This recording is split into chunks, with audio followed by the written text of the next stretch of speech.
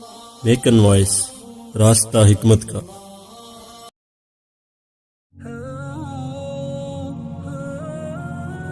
بسم اللہ الرحمن الرحیم۔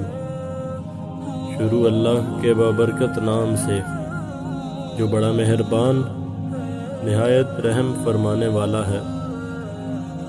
حضور نبی کریم صلی اللہ علیہ وآلہ وسلم سے 1000 سال پیشتر یمن کا ایک بادشاہ تھا۔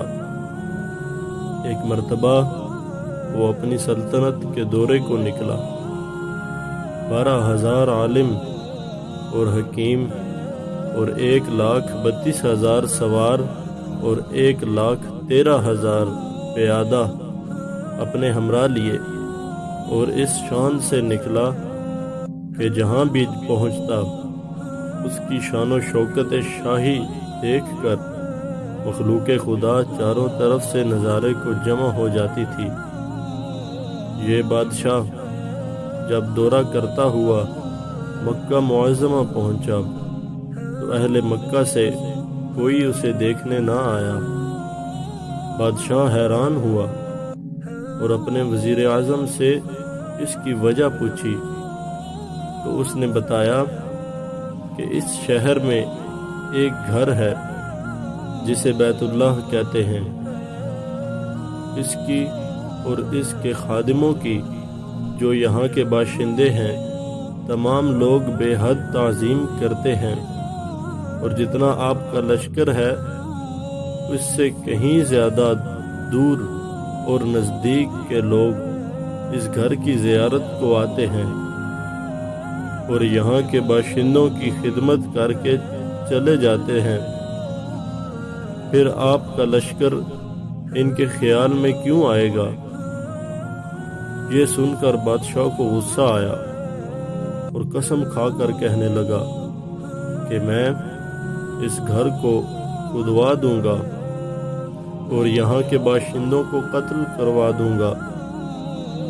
یہ کہنا تھا کہ بادشاہ کے ناک، منہ اور آنکھوں سے خون بہنا شروع ہو گیا اور ایسا بدبودار مادہ بہنے لگا کہ اس کے پاس بیٹھنے کی بھی کسی کو طاقت نہ رہی۔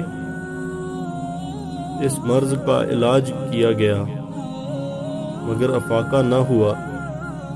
شام کے وقت بادشاہ کے ہمراہ ہی علماء میں سے ایک عالم ربانی تشریف لائے اور نبض دیکھ کر فرمایا، مرض آسمانی ہے اور علاج زمین کا ہو رہا ہے۔ اے بادشاہ، آپ نے اگر کوئی بری نیت کی ہے تو فوراً اس سے توبہ کیجیے۔ بادشاہ نے دل ہی دل میں بیت اللہ شریف اور خدام کعبہ کے متعلق اپنے ارادے سے توبہ کی۔ توبہ کرتے ہی اس کا وہ خون اور مادہ بہنا بند ہو گیا، اور پھر صحت کی خوشی میں اس نے بیت اللہ شریف کو ریشمی غلاف چڑھایا اور شہر کے ہر باشندے کو 7 اشرفی اور 7 ریشمی جوڑے نظر کیے۔ پھر یہاں سے چل کر مدینہ منورہ پہنچا تو اس کے ہمراہ ہی علماء نے جو کتب سماویہ کے عالم تھے وہاں کی مٹی کو سونگھا اور کنکریوں کو دیکھا، اور نبی آخر الزماں کی ہجرت گاہ کی جو علامتیں انہوں نے پڑھی تھیں ان کے مطابق اس سرزمین کو پایا تو باہم عہد کر لیا کہ ہم یہاں ہی مر جائیں گے مگر اس سرزمین کو نہ چھوڑیں گے۔ اگر ہماری قسمت نے یاوری کی تو کبھی نہ کبھی جب نبی آخر الزماں صلی اللہ علیہ وسلم یہاں تشریف لائیں گے ہمیں بھی زیارت کا شرف حاصل ہو جائے گا، ورنہ ہماری قبروں پر تو ضرور ہی کبھی نہ کبھی ان کی جوتیوں کی مقدس خاک اڑ کر پڑ جائے گی جو ہماری نجات کے لیے کافی ہے۔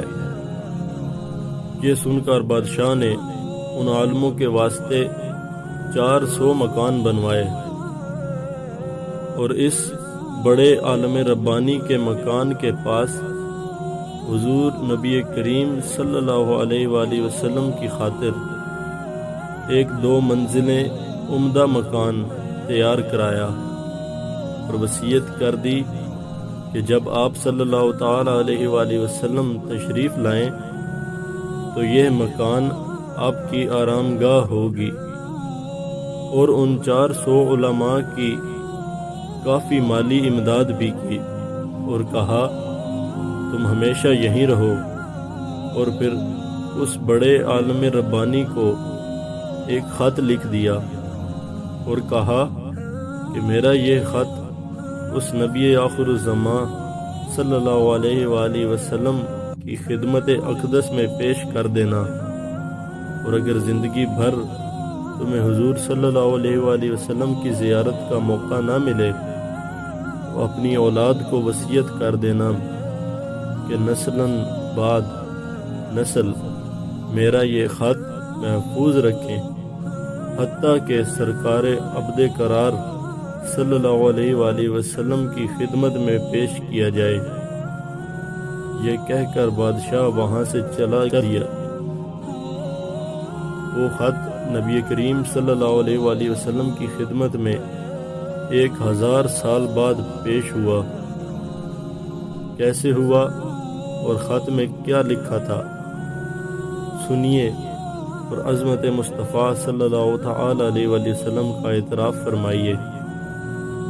خط کا مضمون یہ تھا، جس کا ترجمہ ہے: کم ترین مخلوق تبع اول حمیری کی طرف سے شفیع المذنبین محمد رسول اللہ صلی اللہ تعالی علیہ وآلہ وسلم، اما بعد۔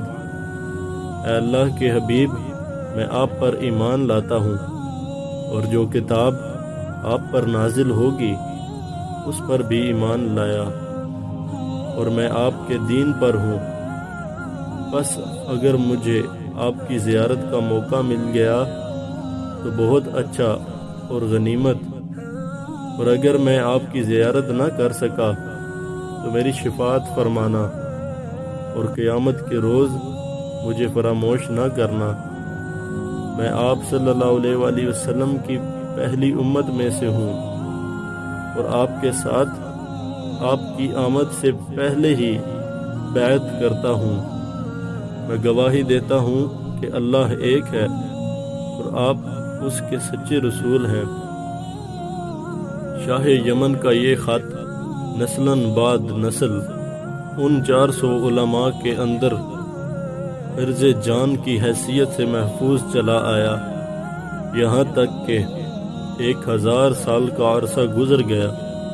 ان علماء کی اولاد اس کثرت سے بڑھی کہ مدینہ کی آبادی میں کئی گنا اضافہ ہو گیا، اور یہ خط دست بدست مع وصیت کے اس بڑے عالم ربانی کی اولاد میں سے حضرت ابو ایوب انصاری رضی اللہ تعالی عنہ کے پاس پہنچا، اور آپ نے وہ خط اپنے غلام میں خاص ابو لیلہ کی تحویل میں رکھا، اور جب حضور نبی کریم صلی اللہ علیہ وآلہ وسلم مکہ معظمہ سے ہجرت فرما کر مدینہ منورہ پہنچے، اور مدینہ منورہ کی الوداعی گھاٹی سے آپ کی اونٹنی نمودار ہوئی، اور مدینہ کے خوش نصیب لوگ محبوب خدا کا استقبال کرنے کو جوک در جوک آ رہے تھے، اور کوئی اپنے مکانوں کو سجا رہا تھا تو کوئی گلیوں اور سڑکوں کو صاف کر رہا تھا، کوئی دعوت کا انتظام کر رہا تھا، اور سب یہی اصرار کر رہے تھے کہ حضور صلی اللہ علیہ وآلہ وسلم میرے گھر تشریف فرما ہوں۔ حضور صلی اللہ علیہ وآلہ وسلم نے فرمایا کہ میری اونٹنی کی نکیل چھوڑ دو، جس گھر میں یہ ٹھہرے گی اور بیٹھ جائے گی وہی میری قیام گاہ ہوگی۔ چنانچہ جو 2 منزلہ مکان شاہ یمن طبع نے حضور نبی کریم صلی اللہ علیہ وآلہ وسلم کی خاطر بنوایا تھا، وہ اس وقت حضرت ابو ایوب انصاری رضی اللہ تعالیٰ عنہ کی تحویل میں تھا۔ اسی میں حضور صلی اللہ علیہ وآلہ وسلم کی اونٹنی جا کر ٹھہر گئی۔ لوگوں نے ابو لیلہ کو بھیجا کہ جاؤ حضور صلی اللہ علیہ وآلہ وسلم کو شاہ یمن طبع کا خط دے آؤ۔ جب ابو لیلہ حاضر ہوا تو حضور صلی اللہ علیہ وآلہ وسلم نے اسے دیکھتے ہی فرمایا، تو ابو لیلہ ہے؟ یہ سن کر ابو لیلہ حیران ہو گیا۔ آپ صلی اللہ علیہ وآلہ وسلم نے فرمایا، میں محمد رسول اللہ ہوں۔ شاہ یمن کا جو میرا خط تمہارے پاس ہے لاؤ وہ مجھے دے دو۔ چنانچہ ابو لیلہ نے وہ خط دیا اور حضور صلی اللہ علیہ وآلہ وسلم نے پڑھ کر فرمایا، صالح بھائی طبع کو آفرین اور شاباش ہے۔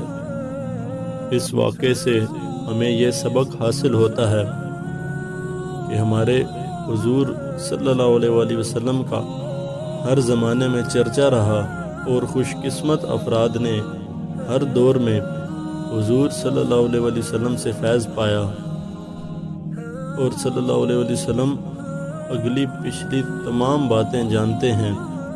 اور یہ بھی معلوم ہوا کہ حضور صلی اللہ علیہ وآلہ وسلم کی آمد کی خوشی میں مکانات اور بازاروں کو سجانا اور راستوں کو مزین کرنا صحابہ کی سنت ہے۔